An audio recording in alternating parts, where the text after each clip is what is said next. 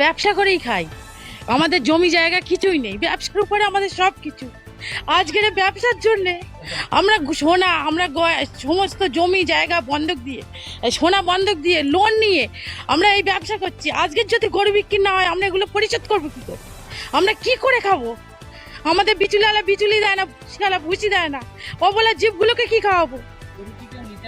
গরু বিক্রি হয়েছিল, তারা আবার টাকা রিটার্ন চাইছে। আমাদের যা টাকা দিয়েছিল টাকাগুলো তো আমরা খরচ করে দিয়েছি, তাহলে আমরা টাকাটা রিটার্ন দেবো কি করে? তারা গরু নেবে না। এবার সরকার কুরবানি বন্ধ করছে, বলছে গোমাংস খাওয়া যাবে না, ওর জন্যই টাকা রিটার্ন চাইছে। তাহলে আমরা টাকাটা তো খরচ করে ফেলেছি, আমরা টাকাটা আবার কোথা থেকে দেবো? এবার সরকারের উপরে পরিস্থিতি, সরকার যা করবে। সরকার চেষ্টা করুক যেন কুরবানিটা হয়, যেন আমরা এই গরিব মানুষ মরে না যাই। এর জন্য মরণ ছাড়া আমাদের কোনো লাইন নেই।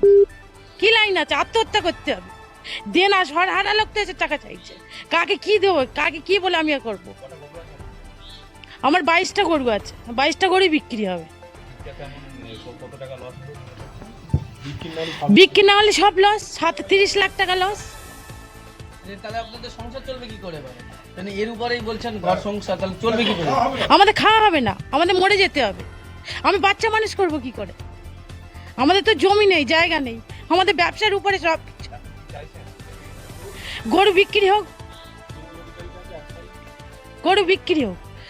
এই ভিডিওতে প্রকাশিত সমস্ত সংবাদ এবং তথ্য বিভিন্ন সূত্রের উপর ভিত্তি করে পরিবেশন করা হয়েছে। আমাদের লক্ষ্য বস্তুনিষ্ঠ সংবাদ প্রচার করা। কোনো ঘটনার দ্বারা কাউকে ব্যক্তিগতভাবে আঘাত করা আমাদের উদ্দেশ্য নয়।